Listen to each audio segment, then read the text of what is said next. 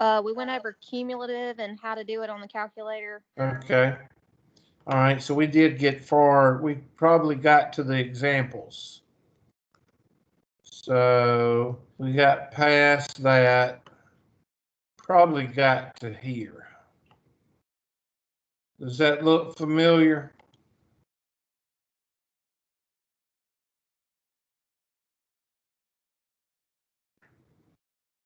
Is that the one we were going over?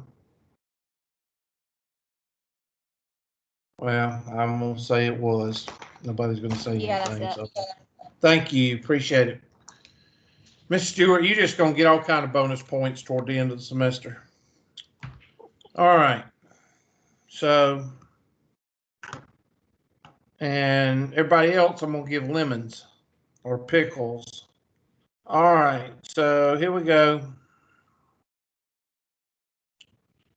And it said basically that, and I'm just going to go over this in case somebody wasn't here or you didn't watch the video.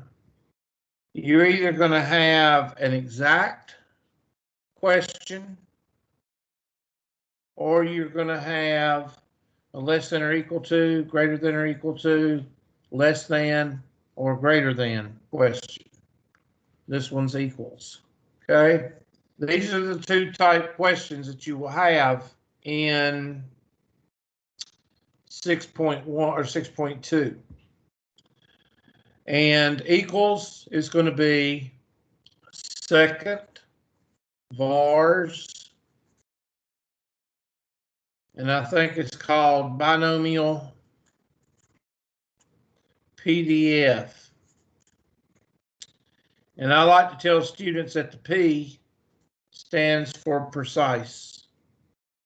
I don't know, is it PRCS? Is it PRE or I don't know how to spell precise. Is it PRECISE? I think it's precise. Okay. Meaning that it's exact. So what is, I'm going to give you an example. What is the probability of 4 households? Okay, that is an example of a binomial PDF. A binomial CDF means cumulative, and usually cumulative, and that's going to be second, vars, binomial CDF, and C means cumulative, and I don't know how to spell cumulative. Okay, I'm going to say that that's right, but I don't know. All right, and that means usually it responds to the left from 0 to the number. Means it reads from left to right on the number line. So if I say the probability of an event being less than 4, then on the number line, 0, 1, 2, 3, 4, 5, 6, ... 20. Okay. On a number line, it's going to read, remember, it doesn't read fractions and decimals because we're dealing with what? We're dealing with whole numbers. So if I do cumulative, that means I want to read 0, 1, 2, 3, because that's 3 is less than 4. Okay. Or I can do it the long way and do the, probability of 0 plus the probability of 1 plus the probability of 2 plus the probability of 3. Okay, you can either do it the long way or you can do cumulative. Cumulative means add up all of these probabilities. And it usually does it from the left, okay? So if you tried to do 4, 5, and 6, that wouldn't work. So you're going to have to learn to use the complement. When you want to do the right-hand side, you got to use the complement. And that's what we're fixing to do today.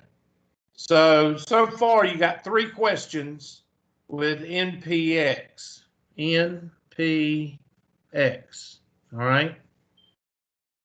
And that's binomial PDF, meaning exact, and binomial CDF, which means you're either going to use cumulative here or you're going to subtract this from 1 to get 4, 5, 6, 7, meaning the complement.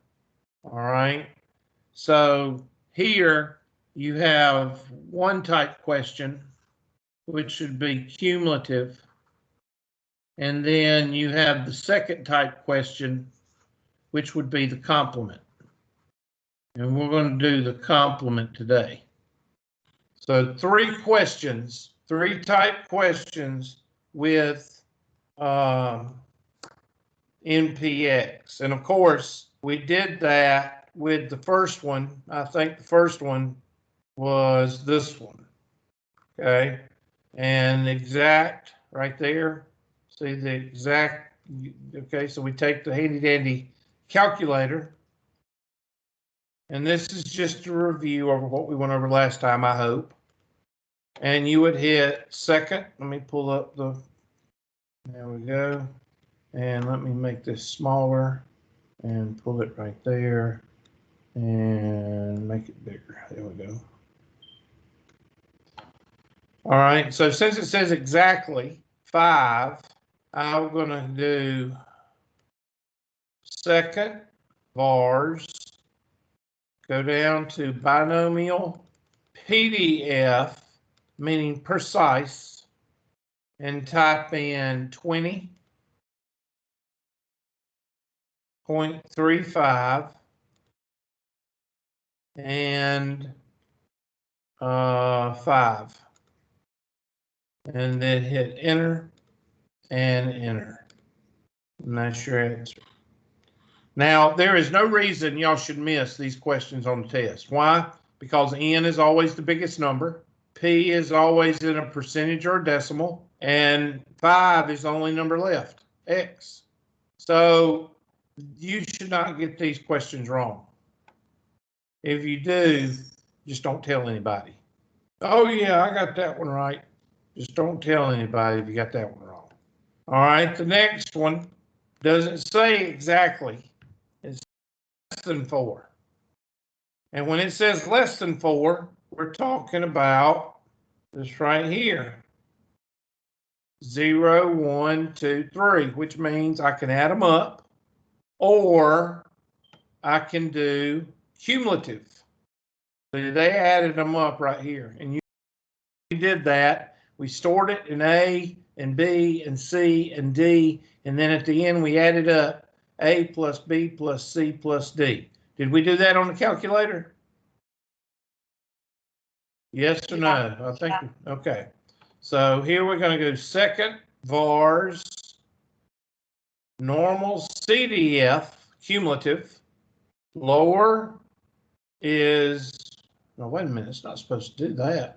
No, I did normal. Sorry, I did normal. Second vars, that's chapter 7. Binomial CDF, there we go. And I don't know what that says. It's still doing normal CDF. Let me hit quit. Clear. Second vars.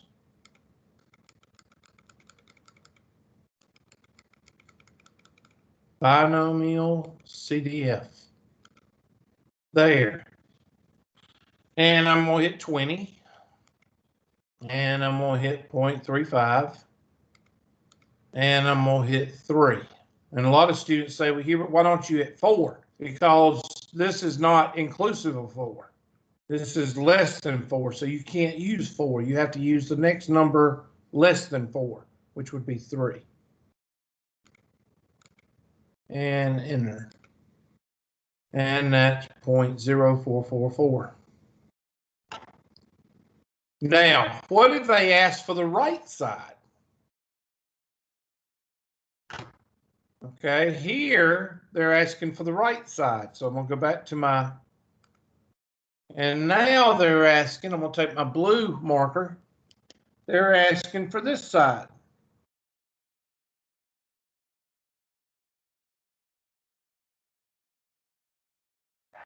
So you could type in NP4 plus NP5 plus NP6 plus NP7 all the way up to NP20.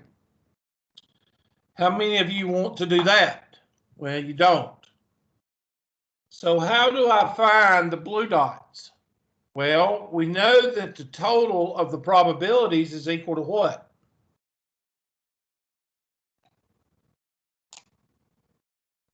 One.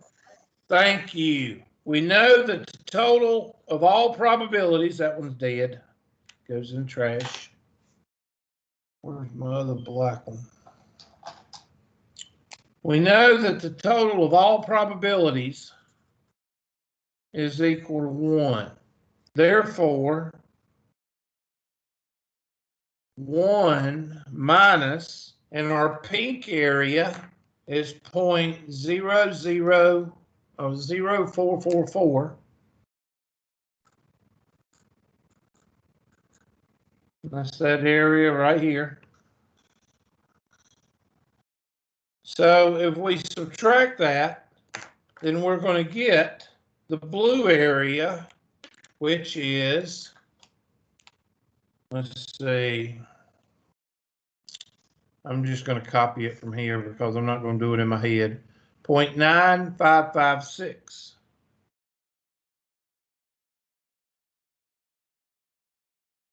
And this is called using the complement.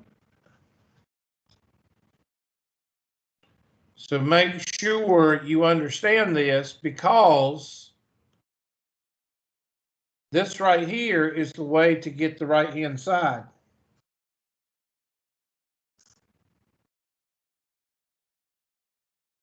Because the calculator, the only way to do the right-hand side in blue with the calculator is to do NP4 plus NP5, we'll store it, NP5, store it, NP6, store it, all the way up to NP20, and you have to add all those up. And I'm not going to do that, and I don't think you want to do that. So you got to learn to take the complement and take it away from 1, and that leaves the blue area, which is 0.9556. Those are the 3 types of MPX formula questions you're going to get in 6.2. 1 is exact, 1 is cumulative, and the third one is complement.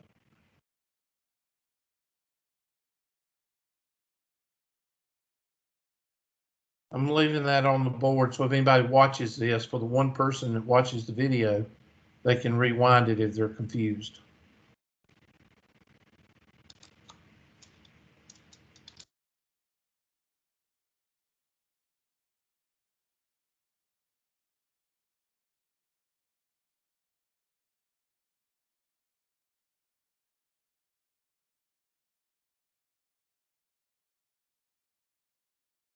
Well, we don't have to worry about the standard deviation, because what is the standard deviation?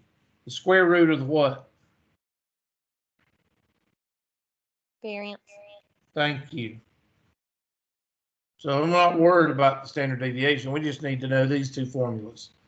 And the formula for the mean is N times P.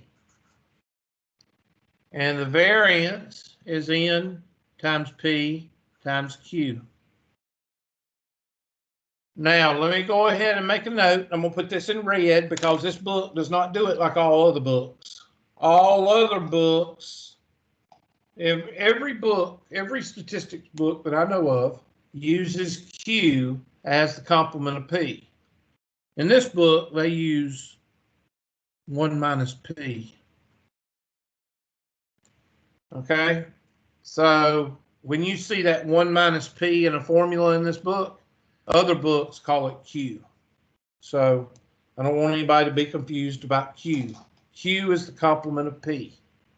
So if P is 0.25, Q is 0.75. And they're going to give us an example here. And there's the two formulas. See how they use 1 minus P? Well, I think that's stupid. Q. All right, here's the example. 35%, 400. So that's all I need. 35%, 400. So N is equal to 400. It's always the biggest number. And P is equal to 0.35. Therefore, Q is equal to 0.65. Now you're ready to find all three. So mu is equal to 400 times 0.35. Well, I'm going to try to do this in my head. What's 10% of 400? 40. 40. 40 times 3 is what? 120. And half of 40 is 20.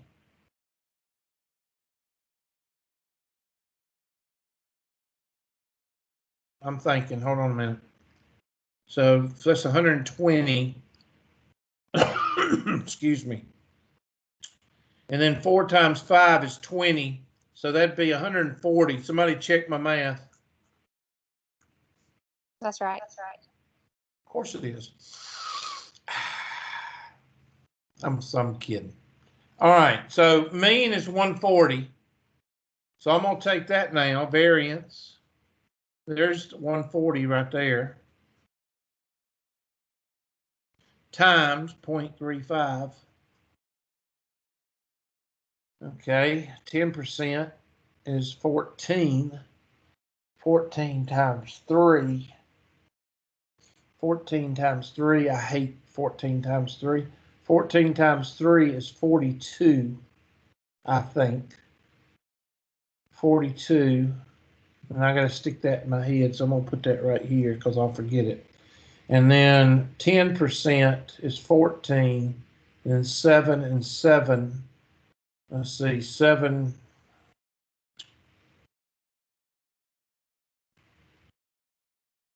10% is, so that's 0.0. So let's say 0.7. 0.7 times 5 is 3.5. I'm gonna say 45.5. Somebody check my math. 49. 49 point. Is 49 even? Yeah. Okay, I got it wrong somewhere. And then somebody tell me what the square root of 49 is. Be careful now. This is some real tough math. The square root of 49 is 7. And that's your three answers. Now, they may ask you to draw your curve. You've been doing this since the first week of class, or the first unit, sorry.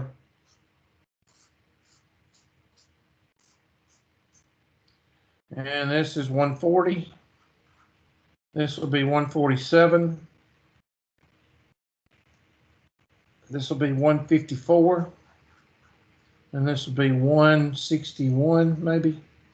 Shouldn't the 0.35? I couldn't hear you. What?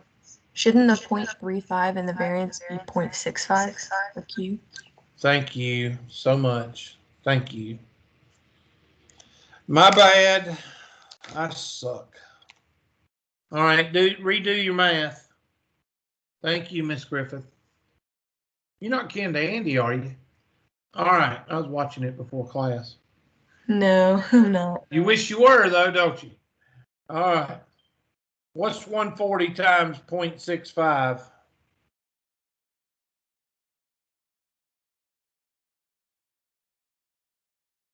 $140 times 0.65. Somebody do that for me, please.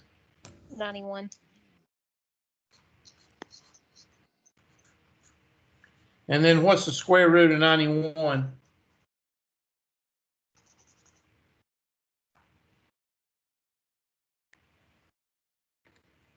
9.5. How many decimals? Just 9.5 is good. So the standard deviation is not 7, it's 9.5.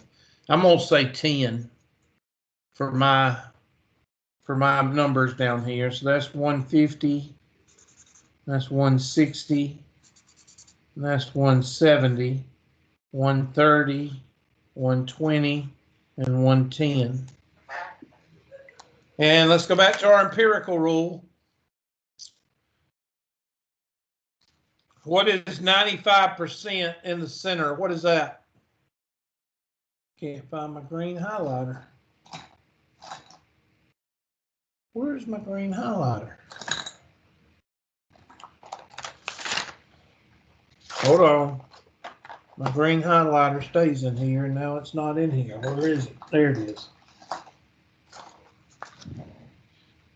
What is 95%? By the empirical rule, what is 95%?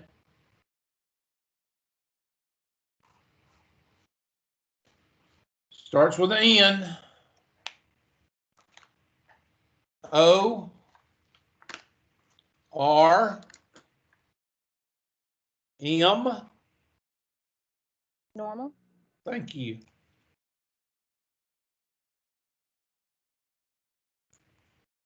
Okay, let's take a turquoise, or take that blue highlighter. What is this area right here called?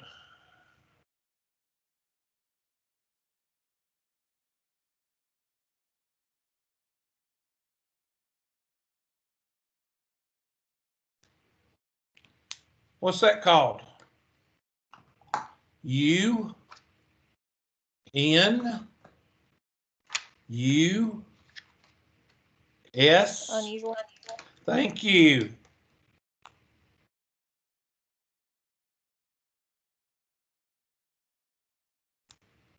I'm going to take my pink pen. And what's this out here called? Outlier. Thank you.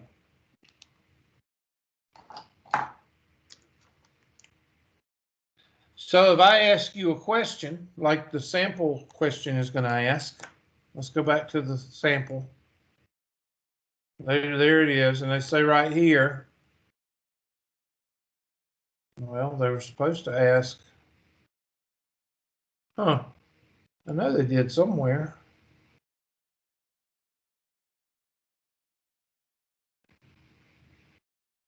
Well, I guess I'm crazy. Here it is. There it is. Here we go. Right here. He conducts a simple random sample of 400 cars. 162 had 3 cars. Is 162 unusual? So you go back to your handy dandy curve. Is 162 unusual? Yes or no? Yes. Yes. It is unusual because it falls, 162 falls right about there. So 162 is unusual. So in 6.2, let's talk about 6.1 and 6.2.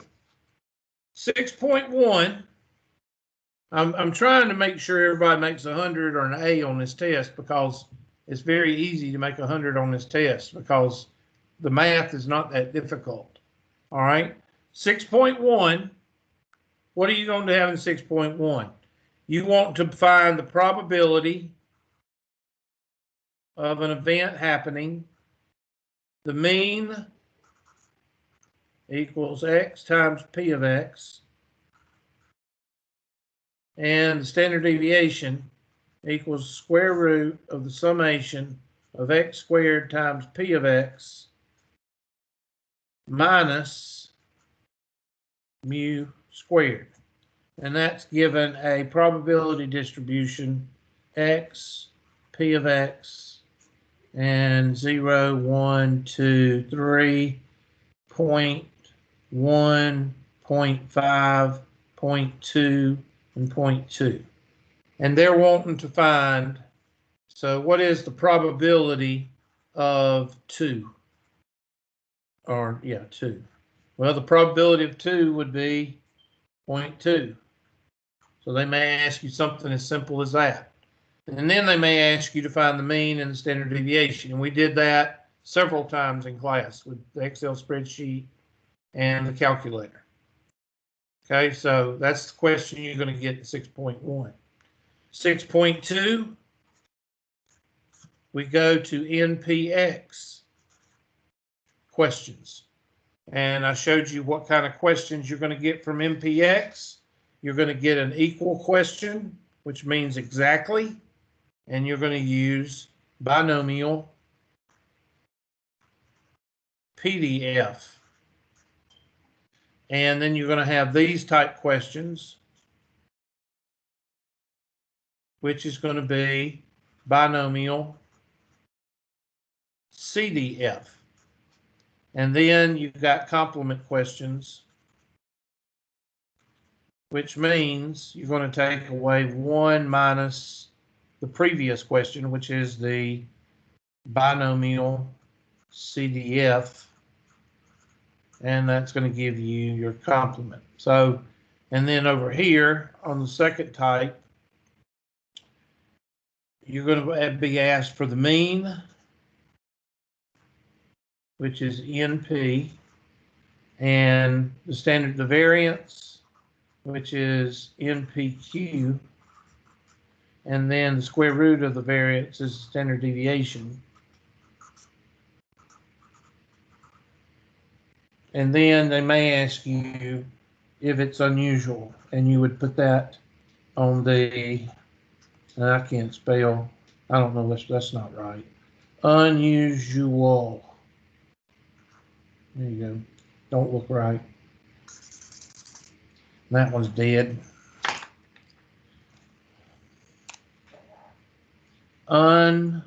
Unusual.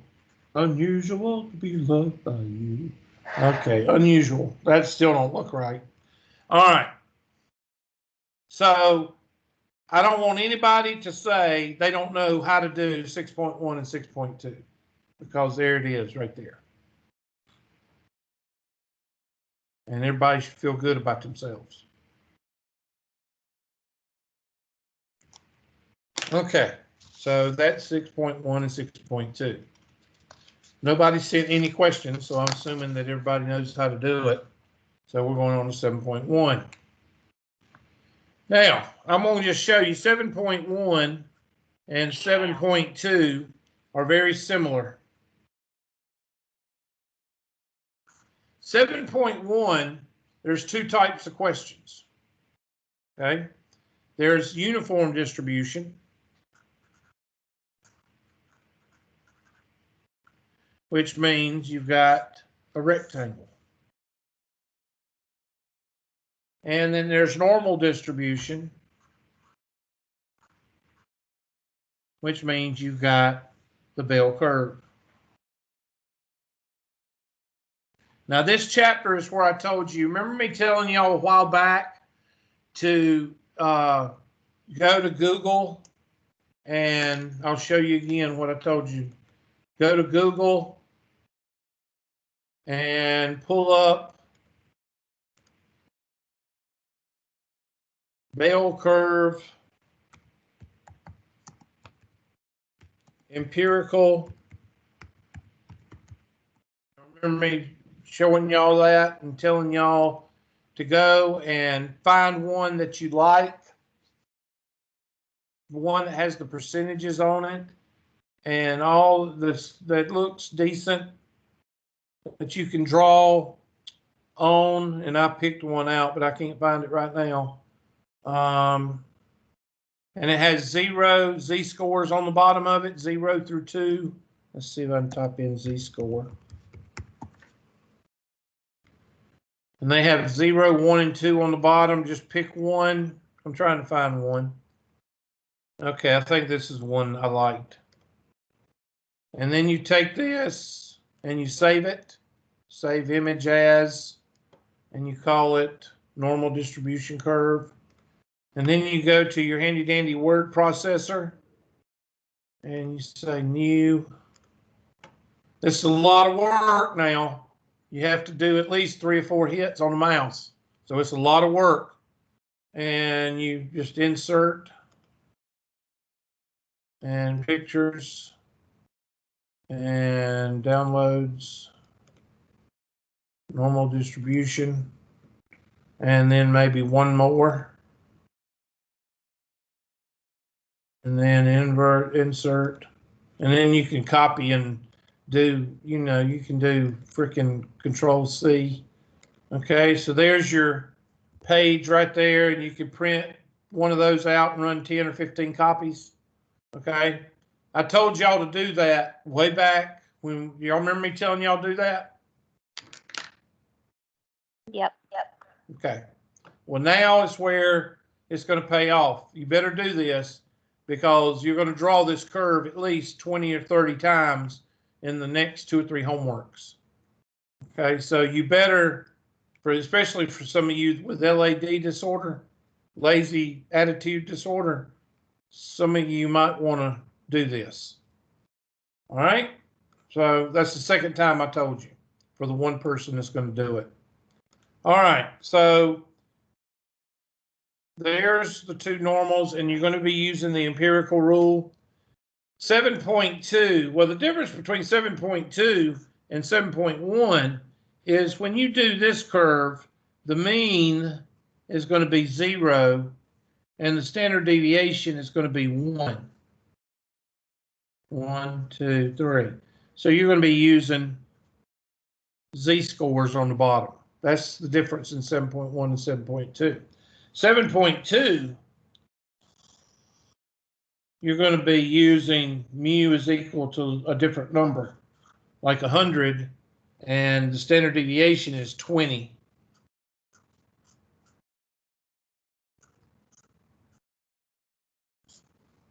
$80, $60, $40. And that's the difference between the 2 questions in 7.1 and 7.2.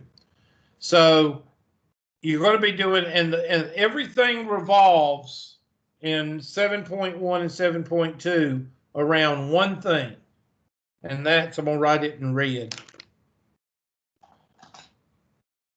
Area under the curve. Area under the curve. Now the area in all of these is 1 because the probability is 1.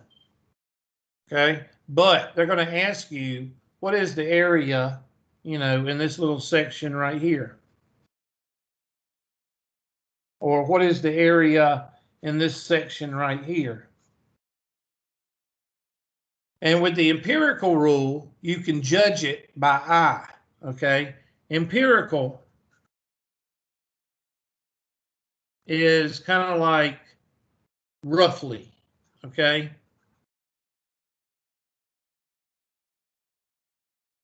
The empirical rule is a rough estimate. What we're doing in 7.1 and 7.2 is we're being more exact with our area versus the empirical rule. Okay, so you're going to have to use these numbers down here.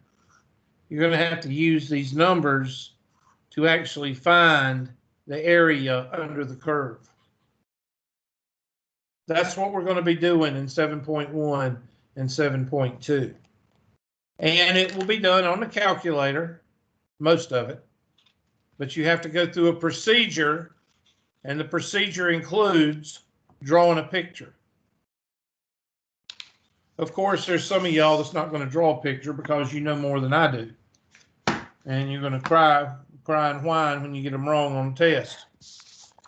So let's go ahead and start with 7.1. And I'm just going to get into it a little bit before time's up. The area under the curve is always going to be 1. Area under any curve in this class, 7.1 and 7.2, is going to be equal to 1. Now, if you notice, I put that in four significant, or not 4 significant digits, 4 decimal places. Why did I do that? Because in this 7.1 and 7.2, 4 decimal places usually equals an area. 2 decimal places usually equals a z-score. Now, that's not a book rule, that's a Hubert rule. So anytime you see me write an area in this section, I'm going to write it in terms of 4 decimal places. And 2 decimal places will be a z-score. The reason I do that, you'll see when we get to the questions that flip everything, and I'll just wait until we get there. So the first one is uniform, and it's pretty simple. You'll probably have a couple of questions on the test. They give you a rectangle, and they say uniform distribution, and the question will say, a teacher's class usually lasts 50 minutes. What is the probability that he will stop at 40 minutes or 40 to 50 minutes?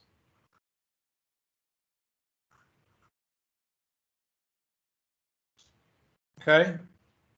Now, one thing that you'll find out about uniformity is usually going to go with something that we have no control over. What is that? What do we not have any control over?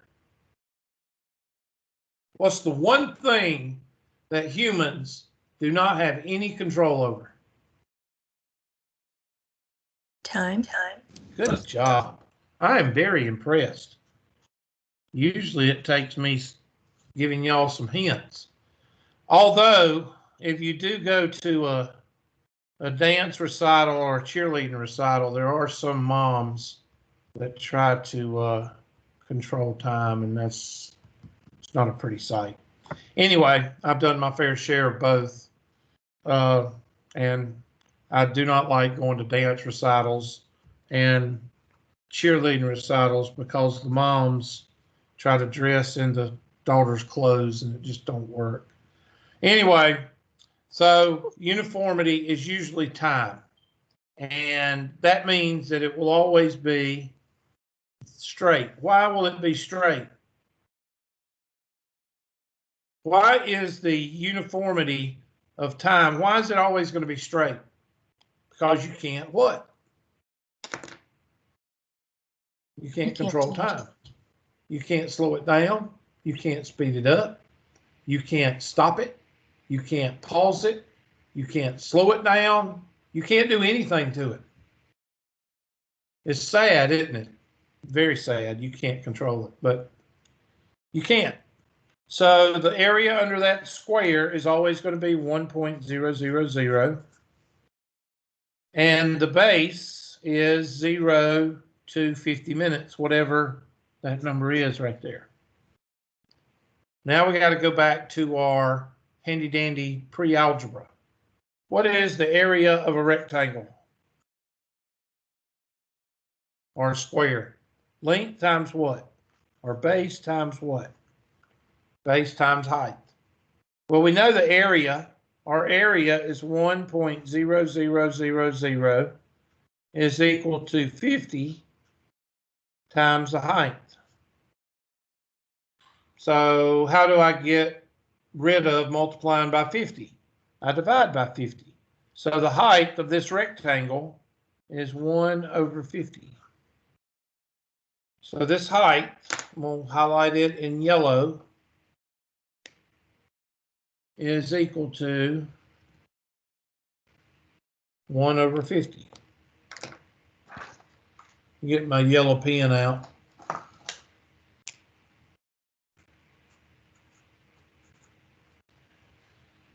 Okay, is everybody with me so far? Now, this is 2 questions on the test, at least 2. All right, so you better make sure you understand this. Basically, the height is always going to be 1 over the base, pretty much. It's always going to be 1 over the base. And sometimes they even give you that height. You don't have to calculate it. All right?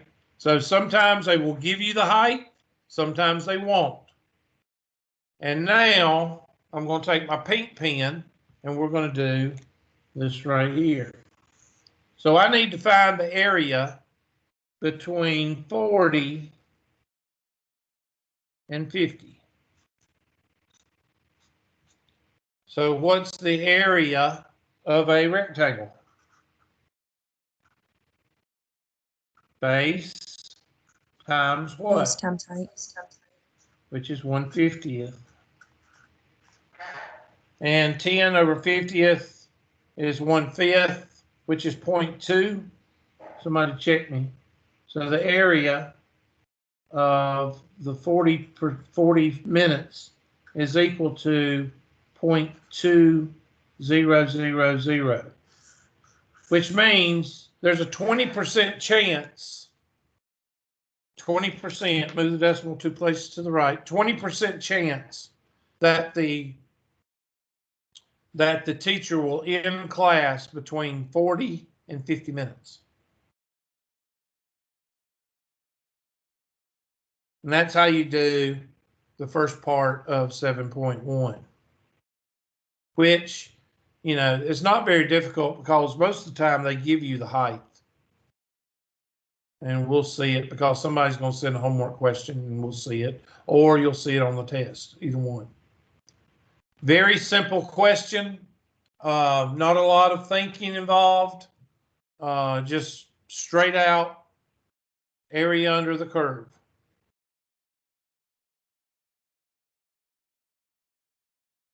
Question, right, complaint. Okay, and that pink one is about shot. I thought I had a brand new one. I didn't use that pink one up. Heck, gum. I must go through a lot of pens. Yep, this is the one I just opened. All right. So that's 7.1, the first type question. The second type question is area under the curve, normal curve. So the question will say mean is equal to 0, standard deviation is equal to 1. And you want to find the probability of being greater than 2 or 1.5. So probability of being greater than or equal to 1.5. All right, greater than or equal to 1.5. So first you draw the curve.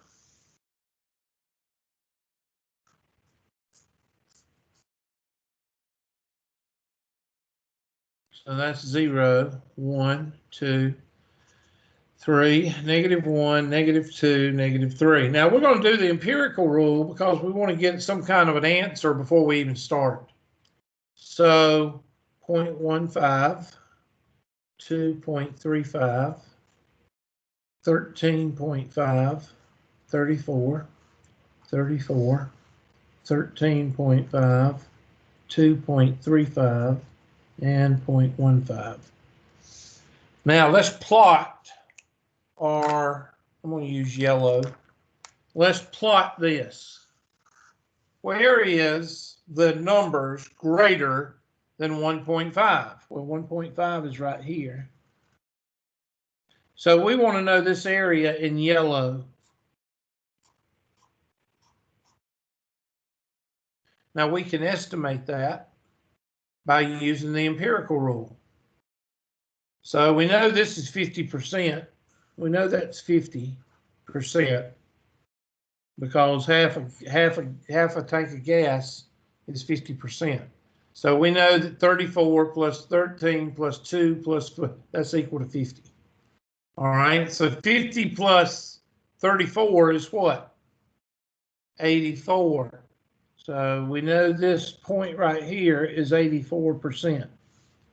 Somebody tell me what's half of 13.5? 6.75, probably. So I'm going to add 84 plus 6.75, and that's going to give me, by rule of thumb, 90.75.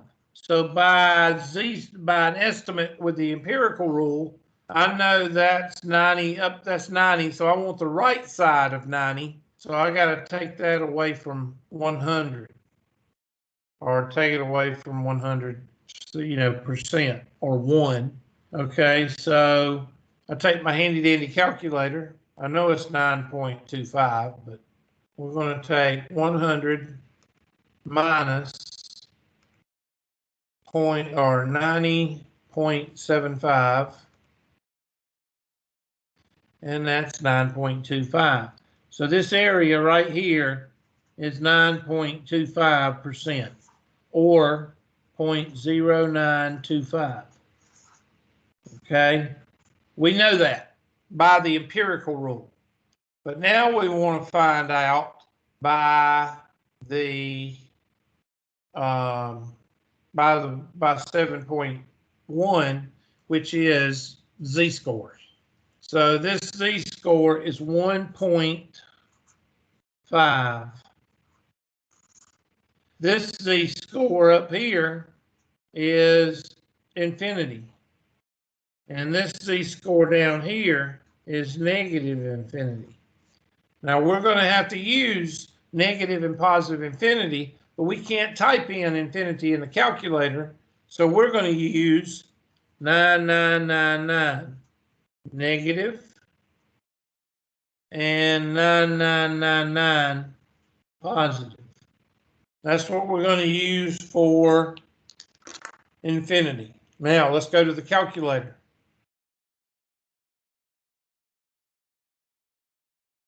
We're going to go to second, vars, and I can't ever remember which one it is. I think it's PDF. Yeah, I'm pretty sure it's PDF. Let's try it.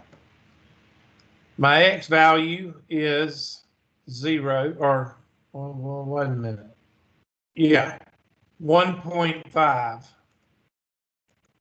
Now it already has 0 and 1, and in some calculators you can change that, and that's going to be very valuable when we get to 7.2. And paste and enter. I don't think that's right. No, it's normal CDF. Sorry. So second vars. There we go. There we go. Lower. Lower is 1.5. Upper is 9999. You can type in however many nines you want to. And enter. 0.0668. 0.0668, which is 6.68%. So were we off? Yeah, we had 9.25, and the detailed is 6.68. So that's why we have the z-scores to find the precise area under the curve. The probability, and you'll see the application of this in 7.2. Okay. All right, that's enough, because we already at 9 o'clock, and some of y'all are going to faint. So we better go ahead, and I don't want anybody to have any medical conditions. So we'll go ahead. I've already taken the roll. Did Miss Glenn, or yeah, she did show up. Hold on. Let me go back to the handy dandy attendance tracker. I'll make sure that I've got everybody. And attendance, and I'm going to turn this off and turn the recording off.